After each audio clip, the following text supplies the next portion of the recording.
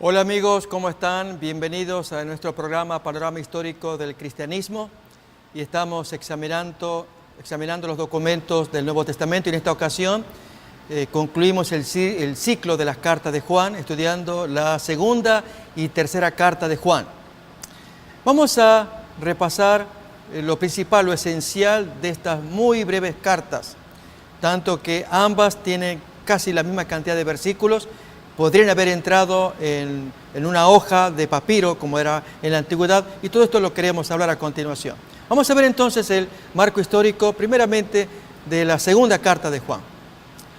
En los antiguos manuscritos griegos el título era sencillamente Ioannou Beta, que significa de Juan, Beta es la carta número 2. No hay ninguna evidencia externa por la que podamos saber si la carta era la segunda en orden cronológico. Por medio de una comparación del texto de las tres epístolas que se atribuyen a Juan, parece probable que esta fue escrita, la segunda, después de la primera. La que llamamos segunda parece referirse al contenido de la primera en una forma que es natural, si es que el autor ya había escrito la carta más larga, pero que sería extraño si la más corta le hubiera precedido. Vamos a ver ejemplos comparando la segunda carta de Juan, capítulo 5, versículos del 7 al 9, con la primera carta de Juan. Entonces, vamos a ver entonces, segunda carta de Juan, que es la que nos toca estudiar, versículos 7 al 9, y comparamos así con la primera carta.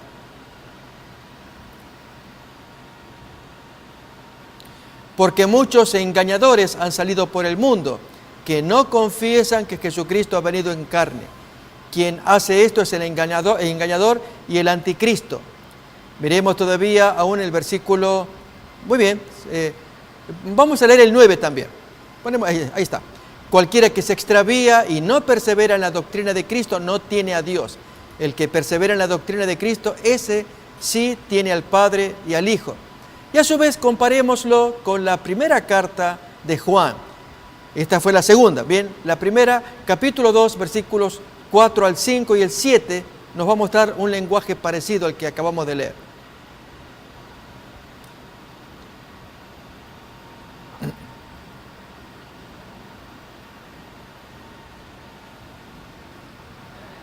Muy bien, sí.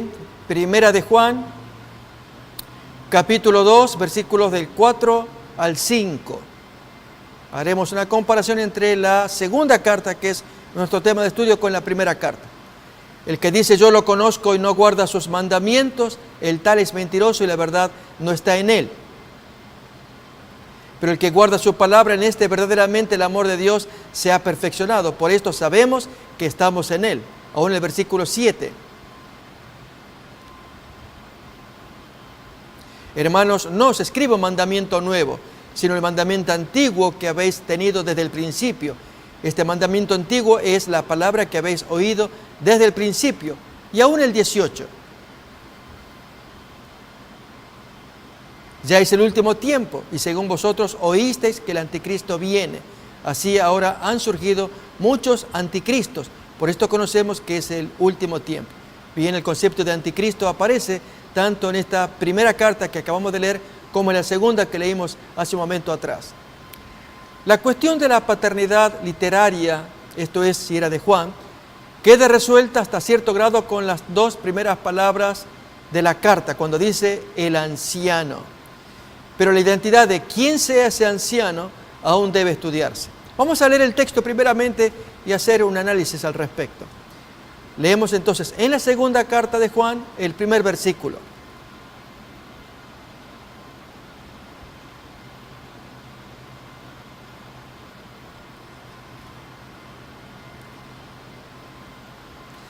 El anciano, notemos la forma en cómo él se presenta en esta segunda carta, a la señora elegida y a sus hijos, a quienes yo amo en la verdad, y no solo yo, sino también todos los que han conocido la verdad. Solamente dice anciano y a secas. Sabemos que él es el autor, pero ¿quién sea este anciano? En verdad, en la antigüedad se creyó, por la comparación entre la segunda y la primera carta, y la primera a su vez con el Evangelio, que el autor sería el apóstol Juan, aquel discípulo amado que se recostó en el pecho de Jesús. Pero fue Papías, contemporáneo de Policarpo, muerto por el año 163 de la era cristiana, quien dividió el asunto a través de estas palabras. Vamos a mirar a continuación la lectura o lo que escribió Papías. Dice acá: no vacilaré, esto lo escribe Eusebio. Eusebio muere por el año 340 de la era cristiana. No vacilaré en ponerte ordenadamente con las interpretaciones todo cuanto un día aprendí muy bien de los ancianos o presbíteros, dice el original, y que bien recuerdo, segurísimo como estoy, de su verdad. Y si acaso llegaba alguno que había seguido también a los ancianos, yo procuraba discernir las palabras de los ancianos. ¿Qué dijo? Este detalle es importante, ya vamos a mirar, ahí ponemos la palabra en griego, eipen, que es pasado. ¿Qué dijo Andrés, o Pedro, o Felipe, o Tomás, o Santiago, o Juan, o Mateo, o cualquier otro de los discípulos del Señor? ¿Y qué dicen? En griego, legusin es en tiempo presente. ¿Qué dicen Aristión y el anciano Juan, discípulos del Señor? Porque yo pensaba que no me aprovecharía tanto lo que sacara de los libros como lo que proviene de una voz viva y perdurable. Bien, esto es lo que escribe Papías, y a continuación Eusebio es el que reacciona escribiendo en su libro Historia Eclesiástica. Aquí bueno será también hacer notar que enumera 2 veces el nombre de Juan, el tal Papías. Al primero lo pone en lista con Pedro, Santiago, Mateo y los demás apóstoles, siendo evidente que señala al evangelista, Juan, que está subrayado arriba. En cambio, al otro Juan, del otro grupo, después de cortar el discurso, lo coloca con otros, en verdad con uno más, es Aristión, fuera del número de los apóstoles, anteponiéndole Aristión y llamándole claramente anciano, aunque también les llama discípulos del Señor. En ambos casos, si ustedes notan la expresión del versículo 4, discípulo del Señor, está en la 4ª y 5ª línea, están simultáneamente allí puestos, uno debajo del otro, se refiere pues entonces a ambos grupos. Y termina entonces Eusebio con estas palabras: de manera que también por esto se demuestra que es verdad la historia de los que dicen que en Asia hubo 2 con ese mismo nombre, o sea, 2 Juanes, y en Éfeso 2 sepulcros, de los que aún hoy día se afirma que son uno y otro de Juan. Es necesario prestar atención a estos hechos porque es probable que fuese el segundo, si no se prefiere el primero, el que vio la revelación, o sea, Apocalipsis, que corre bajo el nombre de Juan. ¿Por qué? Porque Eusebio no simpatizaba mucho con el Apocalipsis. Recordemos que fue un libro muy tardíamente aceptado, fines del siglo IV, allí en Oriente. En Occidente, fines del segundo siglo ya estaba aceptado como canónico. Bien, aquí el punto es que Papías nos hace notar que por el tiempo verbal que él utiliza entre un pasado y un presente, que hay un Juan en el pasado, al cual él quería escuchar todas las cosas que los ancianos habían dicho, y hay un anciano Juan en el presente, discípulo del Señor, que le está escuchando. De lo cual se dedujo que habría 2 Juanes, según Eusebio y algunos autores de la antigüedad. Pero esto va en contra de la opinión de los padres de la Iglesia, que siempre entendieron, Ireneo, Tertuliano, Clemente de Alejandría, Orígenes, que había un solo Juan como autor de la carta. El consenso de los eruditos se inclina a favor de Juan como el autor, y por lo general se concuerda en que el título anciano o presbítero es singularmente adecuado para el anciano apóstol que sobrevivió largamente a sus compañeros de ministerio. Si Juan estaba escribiendo a un individuo o a un grupo que le era bien conocido, no tenía necesidad de usar otra identificación fuera del calificativo afectuoso con que ya era conocido por sus lectores. ¿Cuál era? El anciano. Cuando el autor de esta epístola decide llamarse anciano y no hacer uso de su nombre, no solo está revelando que su posesión entre las comunidades cristianas era venerada, sino que además asume una autoridad sobre sus lectores, a quienes conoce en forma muy íntima. La fuerza de su instrucción revela su influencia y sentido de responsabilidad que siente el autor por la comunidad cristiana al escribir en la forma tan enfática e incluso con autoridad, como cuando miremos la carta en un momentito más. Si bien su escrito tiene gran fuerza de autoridad, no deja de mostrar ese sentido de afecto y cariño que siente por los creyentes. Para ello, para el autor de la epístola, el título anciano realmente es apropiado. La identificación de anciano depende en gran medida de la relación que se descubre entre la segunda epístola, que es nuestro estudio, y la primera, y a la vez entre ambas junto con el cuarto evangelio. Las similitudes evidentes entre la segunda carta y la primera sugieren que hay un autor común. Es verdad, comparte temas muy similares con sus hermanas, esta segunda carta con la primera y la tercera. Como por ejemplo el autor es identificado como el anciano, ya vimos en la segunda, miremoslo en la tercera también. Leemos entonces tercera carta de Juan, versículo 1.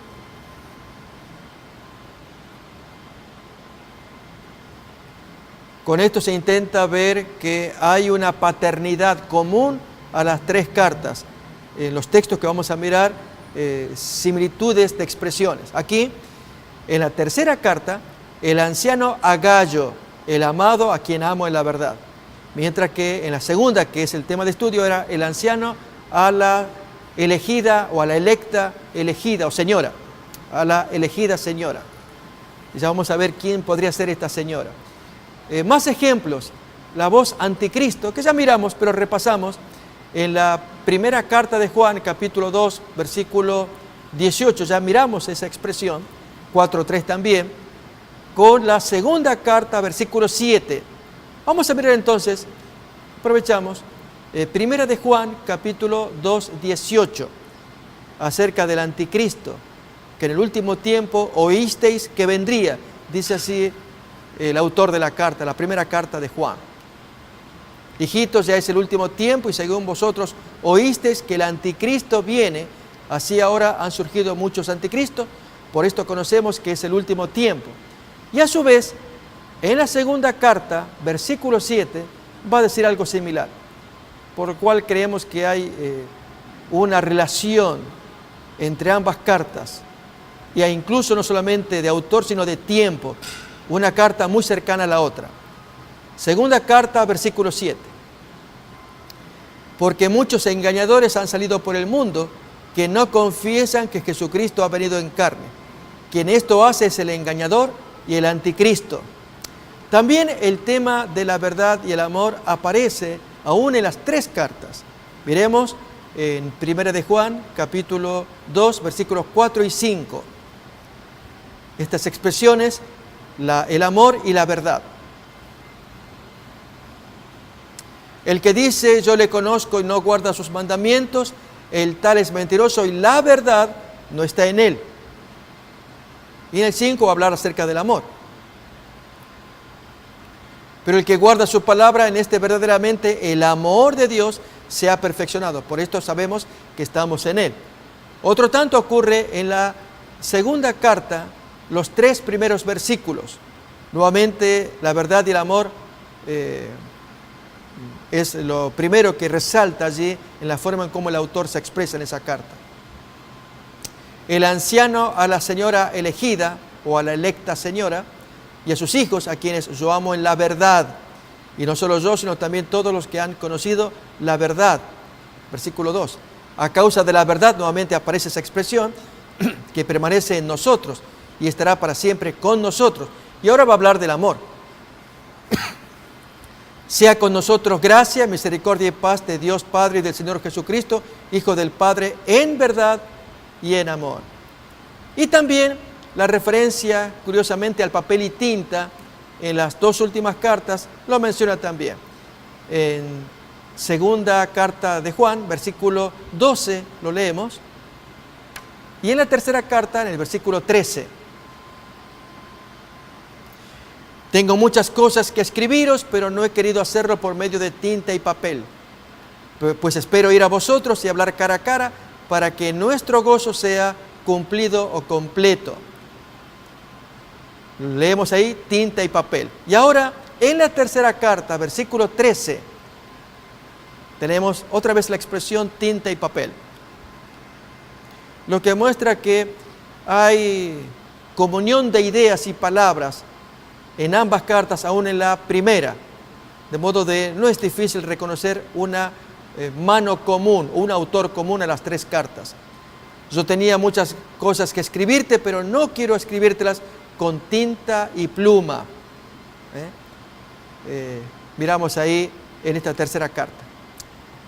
La palabra anticristo, como miramos, era exclusiva del versículo 7 y también del capítulo 2, 18. Miramos de la primera carta, aún en el capítulo 4, aparece otra vez la palabra anticristo. En cuanto al estilo similar, compárese, por ejemplo, otras expresiones como andando en la verdad, con andamos en la luz. Esto lo miramos en la segunda carta, capítulo 4, con la primera carta de Juan, capítulo 1. Miremos pues entonces, en segunda de Juan, versículo 4, segunda de Juan, versículo 4, andando en la verdad.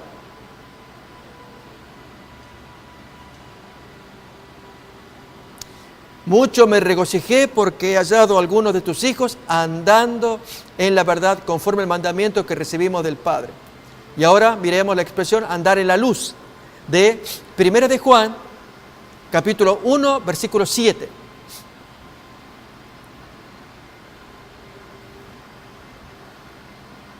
Porque muchos engañadores han salido por el mundo que no confiesan que Jesucristo ha venido en carne. Es 1 de Juan 1:7. Andamos en luz. Estamos haciendo comparación entre las dos cartas, la primera y la segunda. Ahora vamos a ver la primera carta de Juan, capítulo 1:7. Si andamos en luz, como Él está en luz, tenemos comunión unos con otros y la sangre de Jesucristo, su Hijo, nos limpia de todo pecado. También con respecto a eso del mandamiento nuevo, miremoslo en la segunda carta, el versículo 5. Con el mandamiento nuevo de la primera carta, ya vamos a ver el capítulo 2, pero miremos la segunda, versículo 5. Te ruego, Señora, no como escribiéndote un nuevo mandamiento, sino el que hemos tenido desde el principio, que nos amemos unos a otros. Y en la primera carta de Juan, capítulo 2, 8, tenemos otra vez ahí lo del mandamiento nuevo.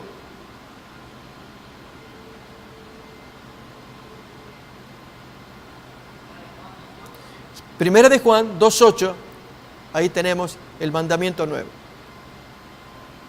Sin embargo, os escribo un mandamiento nuevo, que es verdadero en él y en vosotros, porque las tinieblas van pasando y la luz verdadera ya alumbra. Y así tenemos más ejemplos, que vamos a dejarlos, que nos amemos unos a otros. Aparece en el versículo 5 de la segunda carta, y lo propio en la primera carta, capítulo 3.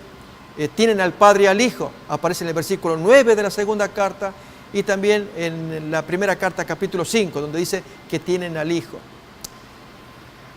Nos parece importante destacar que segunda de Juan es más cercana a primera de Juan en cuanto a contenido. Las ideas doctrinales tratadas son casi idénticas. Por cierto que en primera de Juan son más ampliamente tratadas. Recordemos que hablamos de 5 capítulos en la primera carta de Juan y en la segunda apenas un capítulo. Algunos eruditos han considerado que esta estrecha relación implica una de dos posibilidades. Primera, que segunda de Juan sea un resumen de primera de Juan, y segundo, que primera de Juan sea el cumplimiento de una promesa que el autor hizo en la carta cuando dice que tengo muchas cosas que escribiros. Y entonces, allí podemos mirar, voy a invitar a que leamos en la segunda carta de Juan, versículo 12. Segunda de Juan, versículo 12. Si esa promesa no se cumple con el escrito de otra carta. Tengo muchas cosas que escribiros, escribe en la segunda carta. Y hay quienes suponen que esas muchas cosas que él quería escribir, la escribió con la primera carta de Juan. Solo que aquí habría un problema, son dos. Uno, que finalmente las muchas cosas prefirió decírselas frente a frente, como leemos, pero no he querido hacerlo por medio de papel y tinta, pues espero ir a vosotros y hablar cara a cara, Por lo tanto, la primera carta de Juan no sería el cumplimiento de esa promesa. Y por otro lado, los estudiosos ven que la primera carta de Juan es anterior. Son las ideas más abundantes, y la segunda carta como que fuera un resumen. En la primera, pues, trata con plenitud todos los temas, los principales que aborda en la segunda carta. Por lo tanto, en la historia del proceso de la escritura de esta carta, hay algunas cosas que vale la pena tomar en cuenta. Y es que se ha discutido mucho en la antigüedad en cuanto al valor de la primera y la segunda carta. Recordemos, estamos estudiando la segunda. En la primera fue aceptada fácilmente, tanto la primera carta de Juan como la primera carta de Pedro. Las otras 5 cartas restantes, universales, recordemos Santiago, segunda de Pedro, las 2 cartas últimas de Juan y Judas, fueron grandemente debatidas. No obstante, en este proceso de canonización de los documentos del Nuevo Testamento, el canon Muratori famoso, donde aparece el canon de los 27 libros, reconoce la primera y segunda carta de Juan entre los años 170 y 180. Aún en el listado de Orígenes, él muere por el año 250 aproximadamente, él menciona que esta segunda carta de Juan forma parte de los libros disputados. De la misma manera, en el listado de Eusebio, cuando él escribe su historia eclesiástica por el año 320, él agrega la expresión, es disputado el libro, pero conocido. Para el año 397, en el Concilio de Cartago, es incorporado en el canon del Nuevo Testamento. Testifican a favor de la paternidad juanina tanto Clemente de Alejandría, Orígenes y aún Dionisio. Él tenía problemas con el Apocalipsis. Vamos a acordar de Dionisio de Alejandría. El listado de Atanasio finalmente data del año 367 aproximadamente. Incluye las 3 epístolas de Juan, listado que más tarde es aprobado por los concilios tanto el de Hipona, año 393, como el concilio de Cartago, en el año 397. Asimismo, segunda de Juan es reconocida en el canon del libro del Nuevo Testamento de la Iglesia de África por el año 360. Toda la correspondencia de Juan, primera, segunda y tercera de Juan, junto con el Evangelio y el Apocalipsis, muestran severa crisis que estaba atravesando la iglesia en general y en particular las congregaciones que tenían influencia del gran apóstol, o en las cuales el apóstol tenía influencia en ellas. Es probable que esta carta, la segunda, fuera escrita después de la primera epístola. Esto es lo que prácticamente uno observa cuando lee todo el contenido de los 5 capítulos con el capítulo restante de la segunda carta. El factor adicional que manifiesta la segunda carta es que falsos maestros estaban abusando de la hospitalidad cristiana para propagar doctrinas falsas. En un momentito más vamos a leer allí los principales contenidos de la segunda carta. Una lectura superficial de la epístola basta para captar su naturaleza íntima. Evidentemente es una carta personal, pero si fue dirigida a un individuo o a un grupo, eso depende de la interpretación que se le dé a la frase a la señora elegida y a sus hijos. En verdad hay 5 posturas o 5 posibilidades de traducir esta expresión, el anciano a la señora elegida. Una sería electa curia, es la pronunciación en griego, y por lo tanto que son 2 nombres, que la señora se llama electa y curia, que significa señora. Por lo tanto, el anciano a electa curia, es una posibilidad para traducir. La otra es que el anciano le escribe a electa, la señora, que se llama electa. Antes, la primera vez era electa y curia, o sea, tiene esos 2 nombres. Entonces, la segunda posibilidad es a electa, la señora. La tercera es que le escribe a la electa o a la elegida curia, que sería entonces el nombre, curia, y ella es la señora elegida. La cuarta puede ser a la señora elegida, que es como traduce nuestras versiones de la Reina Valera y otras versiones populares también. La quinta posibilidad es a una señora elegida, no se sabe a cuál, podría ser una chance también. De todas estas posibilidades, la que más otorga sentido a la expresión es la que usamos a la señora elegida con sus hijos. La pregunta es, ¿y quién es esta señora? Pues hay dos teorías. Una que podría ser una persona conocida para el apóstol. Y algunos argumentos a favor de ello, o sea, una dama de carne y hueso, una señora, es que una lectura simple del documento permite que este obvio entendimiento por las palabras del documento, una señora escogida. Segundo, que la referencia a los elegidos, a los hijos de esta señora son inteligibles y son personas mayores. La forma en cómo se expresa de esos hijos, o sea, gente grande. Y tercero, el saludo del versículo 13, que vamos a mirar a continuación, de la segunda carta, dice que los elegidos de tu hermana elegida, otra más, te saludan, están dentro de ese tono y por lo tanto se deben considerar literalmente. Esa es la teoría de que se trata de una dama de carne y hueso. Miremos pues entonces el versículo 13 de la segunda carta de Juan.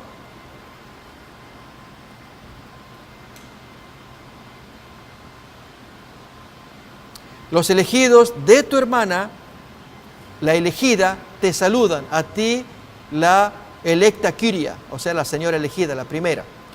Bien, esta es una teoría. La otra teoría, más bien, supone que se trata de la personalización de la iglesia.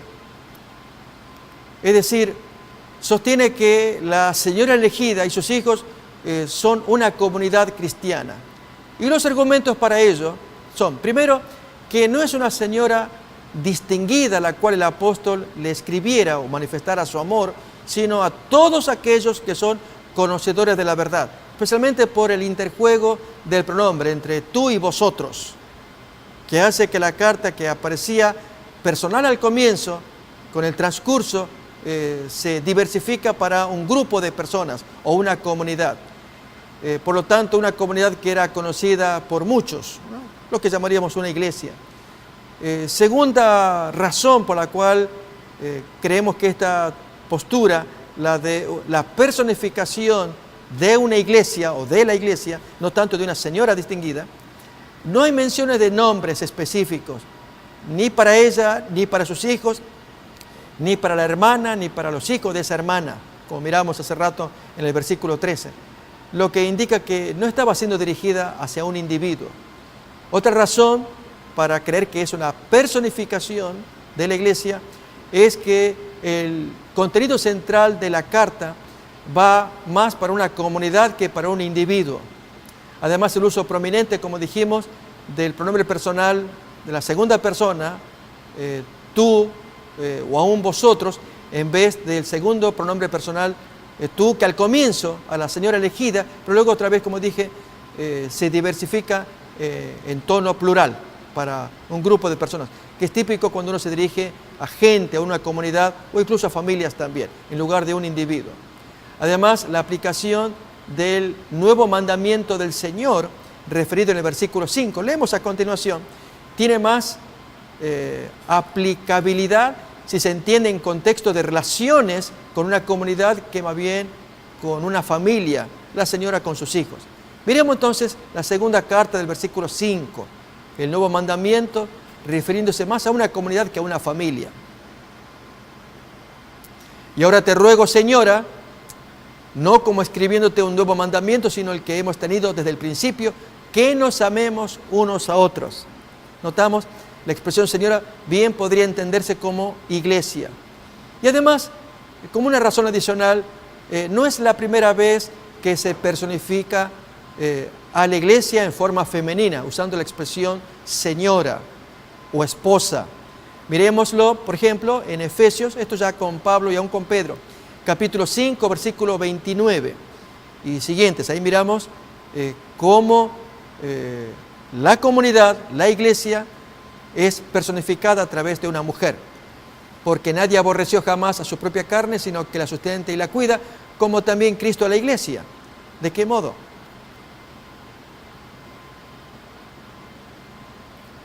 Porque somos miembros de su cuerpo, de su carne y de sus huesos. Aún el versículo que viene todavía. Por esto dejará el hombre a su padre y a su madre y se unirá a su mujer y los dos serán una sola carne.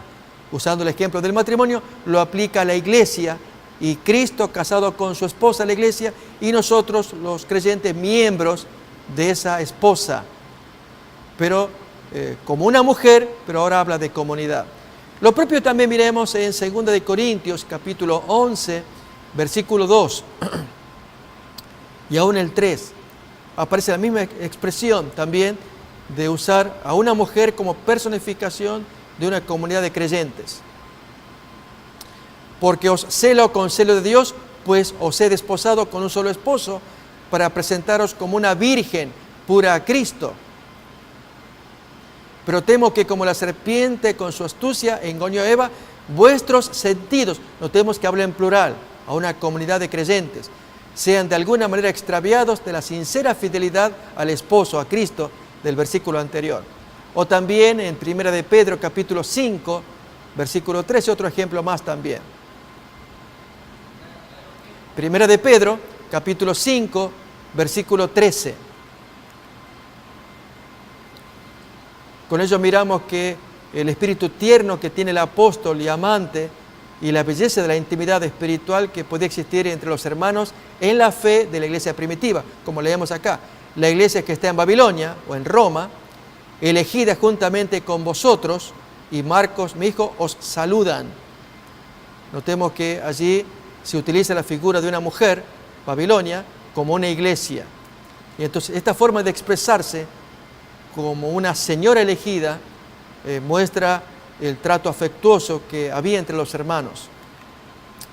Se sugirió también que el tamaño casi idéntico de la segunda carta y de la tercera se debió a la dimensión de la hoja de papiro que por lo general se usaba en ese tiempo, en ese entonces. Vamos pues entonces a continuación a leer toda la carta. Son pocos versículos. Segunda carta del apóstol Juan, desde el versículo 1 hasta el versículo 13. Leámoslo pues.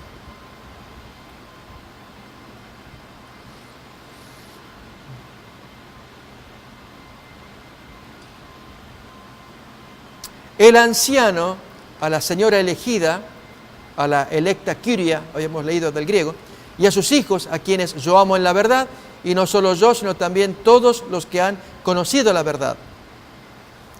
A causa de la verdad que permanece en nosotros y estará para siempre con nosotros. Sea con vosotros gracia, misericordia y paz de Dios Padre y del Señor Jesucristo, Hijo del Padre, en verdad y en amor. Mucho me regocijé porque he hallado a algunos de tus hijos andando en la verdad, conforme al mandamiento que recibimos del Padre. Notemos la importancia que el anciano le atribuye al andar en la verdad. Y ahora te ruego, señora, no como escribiéndote un nuevo mandamiento, sino el que hemos tenido desde el principio, que nos amemos unos a otros. Como escuchamos, la verdad y el amor son los temas principales que aparecen aquí en esta carta. Y este es el amor, que andemos según sus mandamientos. Y este es el mandamiento, que andemos en amor, como vosotros habéis oído desde el principio. Notemos otra vez el vosotros dirigido a una señora, es decir, la iglesia. Pero a la vez viene un tono muy duro ahora a continuación acerca de los engañadores, falsos maestros. Porque muchos engañadores han salido por el mundo, que no confiesan que Jesucristo ha venido en carne. Quien esto hace es el engañador y el anticristo. Mirad por vosotros mismos para que no perdáis el fruto de vuestro trabajo, sino que recibáis galardón completo. Cualquiera que se extravía y no persevera en la doctrina de Cristo no tiene a Dios. El que persevera en la doctrina de Cristo, este sí tiene al Padre y al Hijo. Si alguno viene a vosotros y no trae esta doctrina, no lo recibáis en casa ni le digáis bienvenido. Porque el que le dice bienvenido participa en sus malas obras. Si alguien trae mala doctrina. Tengo muchas cosas que escribiros, pero no he querido hacerlo por medio de papel y tinta, pues espero ir a vosotros y hablar cara a cara para que nuestro gozo sea cumplido. Los hijos de tu hermana, la elegida, te saludan. Amén. Y así entonces termina esta segunda carta. Y entramos también a mirar la tercera carta de Juan, su marco histórico. Así podemos ver el título allí para que podamos unir ambas cartas y con ello hacer un repaso general de esta documentación del Nuevo Testamento. En cuanto a esta tercera carta, los manuscritos griegos más antiguos solamente traen el nombre Ioannu Gamma, que quiere decir Ioannu de Juan o de parte de Juan. Gamma es la tercera letra del alfabeto griego. Recordemos que los números en griego se los dicen con las letras. Las letras son pues números en griego. De allí entonces Ioannu alfa la primera, Ioannu beta la segunda, Ioannu gamma la tercera. Si no hubiera una segunda epístola, sería muy discutible la paternidad literaria de esta tercera que nos toca considerar. Pero la similitud de estilo entre estas dos cortas cartas de poquitos versículos, 12 la primera, 13 la segunda, indica un autor común. Una vez que se reconoce a Juan como el que escribió la segunda epístola, también se puede reconocerlo como el autor de la tercera. ¿De qué pues trata la tercera carta de Juan? Es un escrito breve y personal correspondiente a la sección denominada epístolas universales. Si bien más que universal, recordemos, esta carta sí tiene un destinatario y es Gayo. Por lo tanto, no debería ser considerada universal, sino una carta como Filemón, escrita a alguien en particular. Orígenes, mediados del siglo III, él muere en el año 254 después de Cristo. Él dijo que esta epístola, por ser breve y privada, no siempre fue leída en las iglesias cristianas primitivas. Y Eusebio la clasificó como un documento discutido. Miremos acá a continuación lo que escribió Josefo acerca de la segunda y tercera carta de Juan. Estos, los libros antedichos, son los que están entre los admitidos. En cambio de los libros discutidos, y que sin embargo son conocidos de la gran mayoría, tenemos la carta llamada de Santiago, la de Judas, la de segunda de Pedro, así como las que se dicen ser segunda y tercera de Juan, ya sean del evangelista o ya sea otro del mismo nombre. Recordemos el anciano Juan, como escribió Papías. Bien, aquí entonces estamos mirando la opinión que tiene Eusebio acerca de lo discutido que era la aceptación de esta documentación en los primeros tiempos. A diferencia de primera y segunda de Juan, el contenido de la tercera carta está exento de problemas doctrinales, más bien optando el autor por la calidad de las relaciones humanas y el bienestar espiritual de la iglesia. De ahí que cierto autor dijo que más bien el autor va a censurar la insubordinación de un dirigente de la iglesia, Diótrefes, y no tanto su teología. Diótrefes es uno de los personajes principales que aparece allí en la carta. En verdad son tres: Gayo, Diótrefes y Demetrio.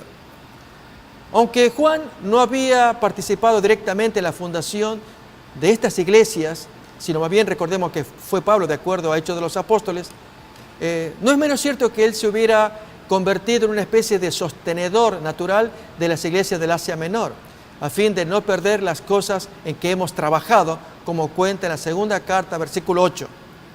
Él dice esa expresión, para no perder las cosas en las que hemos trabajado. Y si bien otro había fundado, Pablo mismo dijo, uno es el que funda, otro es el que riega. Y este es el caso del apóstol Juan, que él riega esas iglesias con su presencia y su influencia. El anciano Juan visitaba ocasionalmente estas iglesias, sobre todo si tenía fundadas informaciones acerca de ellas, gracias al ir y venir y visitar esas iglesias con sus predicaciones itinerantes. En sus visitas a esas iglesias no aparece solamente como un pastor o predicador que edifica y trae gozo, como miramos en el versículo 12 de la segunda carta, sino como un juez que amenaza y castiga y que pondrá seguramente fin a los desórdenes en la iglesia. El apóstol tenía suficiente autoridad como para dar testimonio de la verdad, así como para imponer orden y disciplina a quienes pretendían salirse de los márgenes decentes de una comunidad eclesiástica. Vamos a comparar entonces la tercera carta de Juan con la segunda. Miremos en la tercera los versículos 2, 3, el 12 también, con la segunda carta de Juan. Miremos primeramente la tercera, versículos 2 y 3, y aún el 12.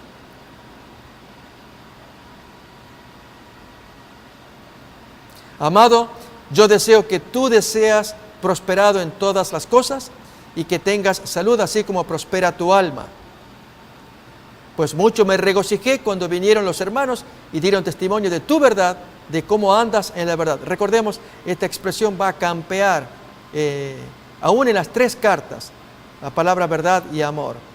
Miremos ahora en el versículo 12 también.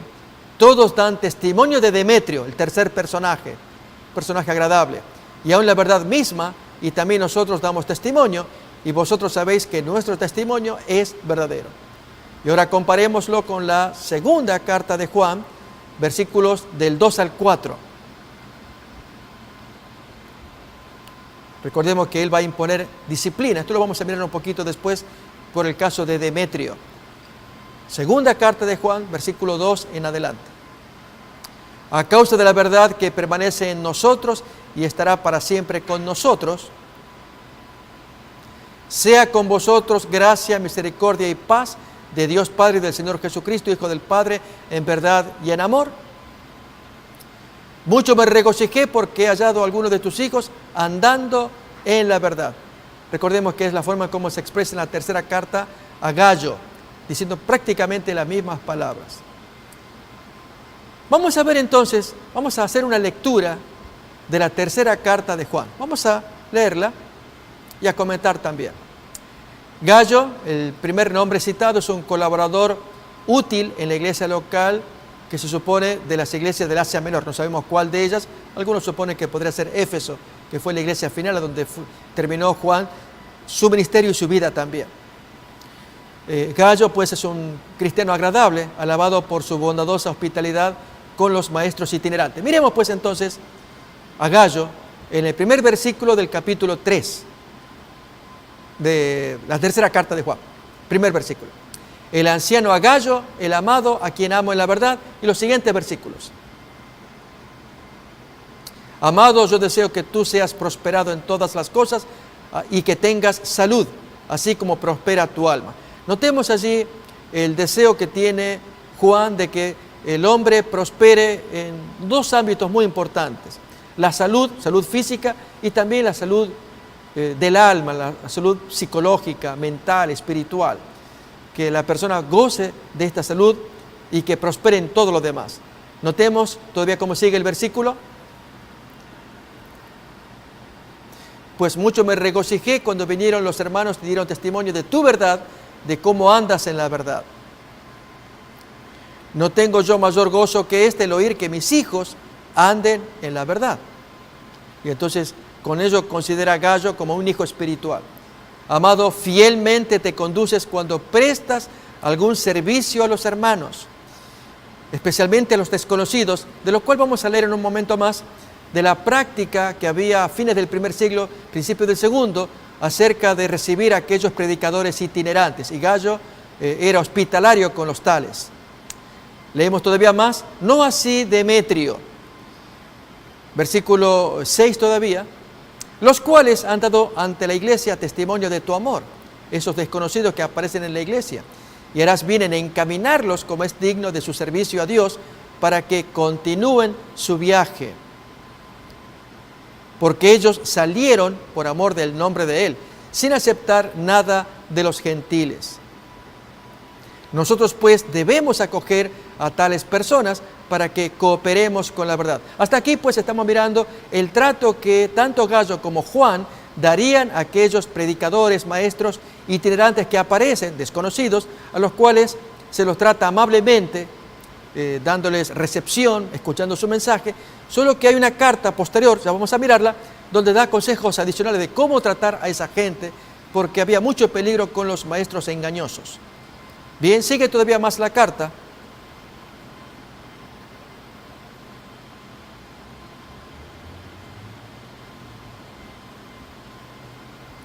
Y es la aparición de Diótrefes, un dirigente dado a la polémica.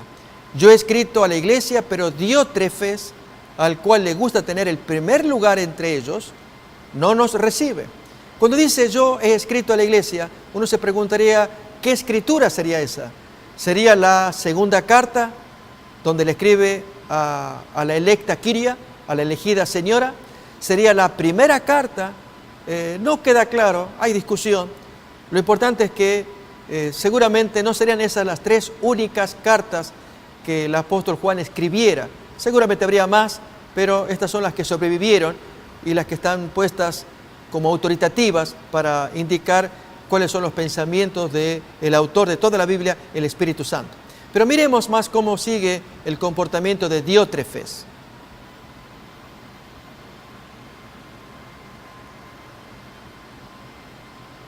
Por esta causa, si yo fuere, dice Juan, recordaré las obras que hace parloteando con palabras malignas contra nosotros, y no contento con estas cosas, no recibe a los hermanos. Notemos este detalle, la no recepción de estos predicadores itinerantes. Y a los que quieren recibirlos, aquellos hermanos como Gallo y otros hospitalarios, se lo prohíbe y los expulsa de la iglesia. Notemos que parlotea, este hombre realmente causa cisma en la iglesia y no acepta el liderazgo del apóstol Juan, nada menos el maestro que estuvo con el Señor. Y estamos hablando de un cristiano, Diótrefes, no de un gnóstico, no de alguien ajeno o de alguien mundano, sino alguien cristiano que se precie de tal y no acepta el consejo que escribe el apóstol Juan. Todavía dice más el texto y vamos a introducirnos en el siguiente personaje, que es Demetrio.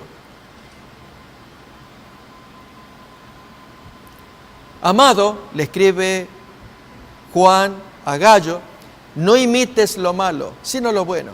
El que hace lo bueno es de Dios, pero el que hace lo malo no ha visto a Dios. Como un padre espiritual, recordemos, en un momento él dice que se goza al saber que los hijos andan en la verdad.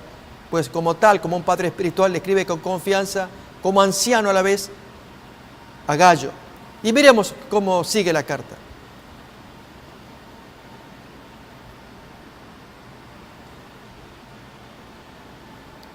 Todos dan testimonio de Demetrio, que quizás era uno de los maestros itinerantes. Este es el tercer personaje en cuestión. Y aún la verdad misma, y también nosotros damos testimonio, y vosotros sabéis que nuestro testimonio es verdadero. Y entonces aquí ya termina la carta con las últimas palabras. Yo tenía muchas cosas que escribirte, pero no quiero escribírtelas con tinta y pluma. Y versículo 14, porque espero verte en breve y hablaremos cara a cara. La paz sea contigo, los amigos te saludan, saluda tú a los amigos, a cada uno en particular.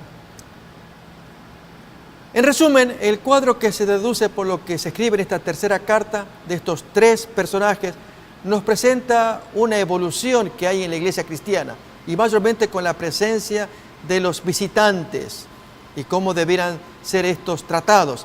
Y estos visitantes si traían doctrina o traían herejía también.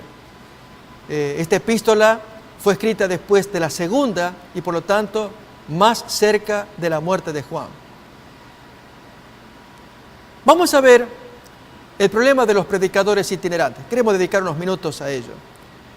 Recordemos que había un mandato mundial de parte de Cristo, la comisión ecuménica, la comisión global que Jesús la dio en Mateo 28, en la última parte. Toda potestad me es dada en el cielo y en la tierra, por lo tanto, id y haced discípulos a todas las naciones, decía Mateo capítulo 18, versículo 18 al 20.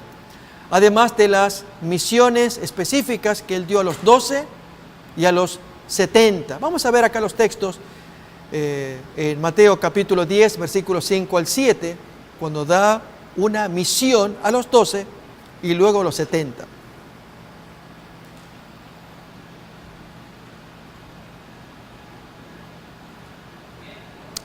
Mateo capítulo 10, versículo de 5 al 7.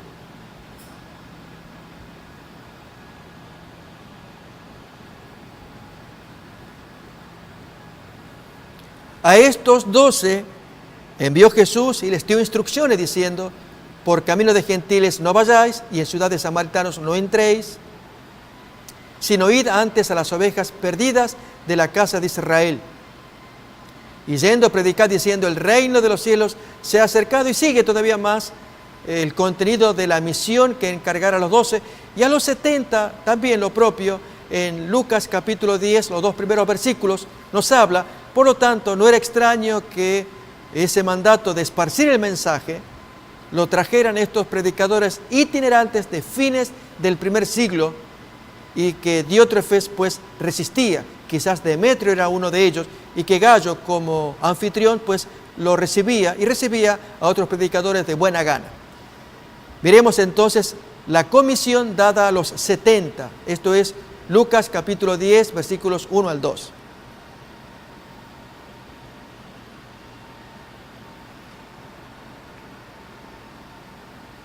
Después de estas cosas, designó el Señor también a otros 70, a quienes envió de 2 en 2 delante de él a toda ciudad y lugar a donde él había de ir.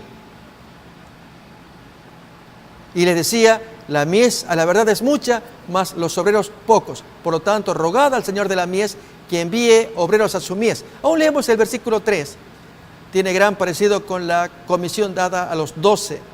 He aquí yo os envío como corderos en medio de lobos. Y sigue todavía más allí el contenido del mensaje. Bien, si Jesús había dado esta comisión universal y que fueron los predicadores, en muchas regiones del cristianismo en los primeros tiempos pues la estaban cumpliendo literalmente. Lamentablemente hubo gente que abusó de la hospitalidad cristiana, prestándose para la sospecha de quienes realmente eran acreedores, verdaderos predicadores. La didache,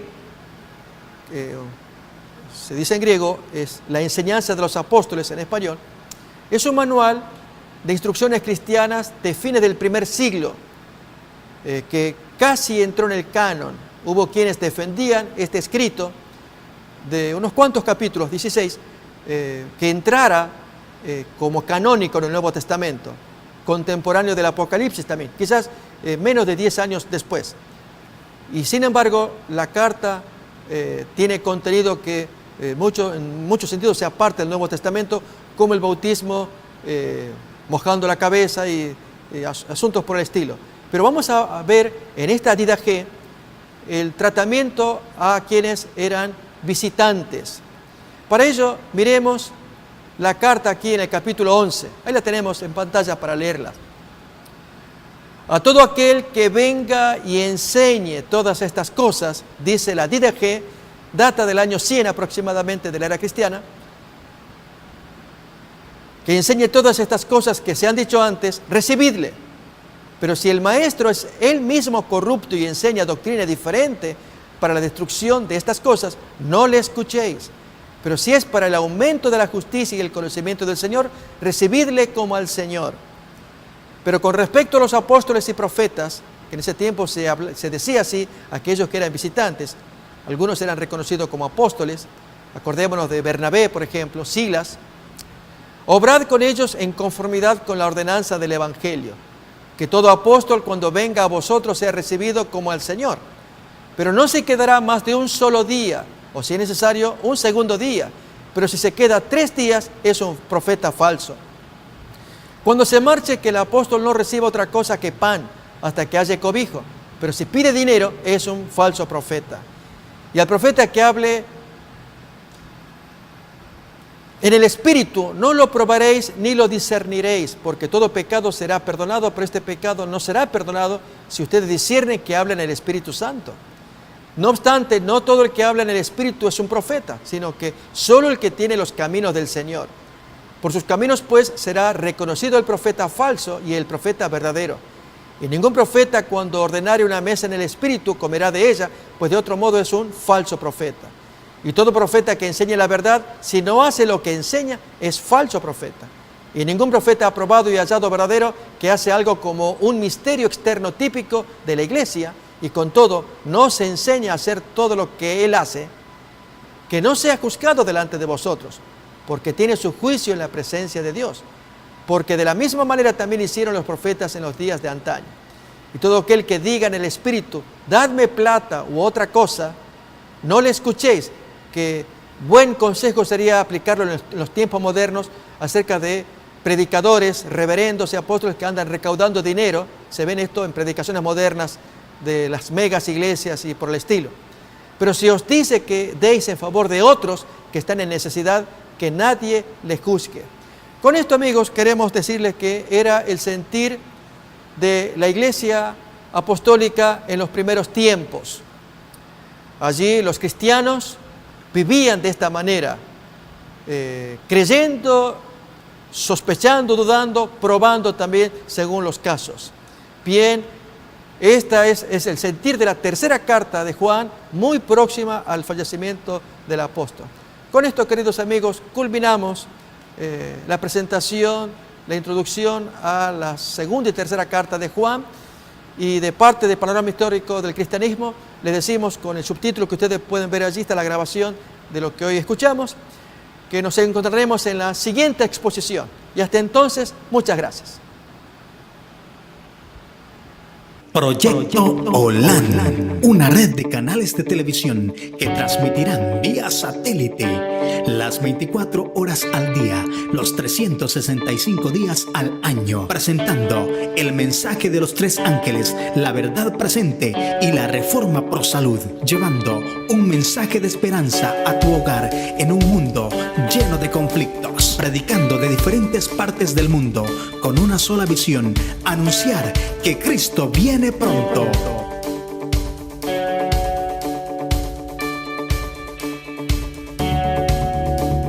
Espéralo muy pronto.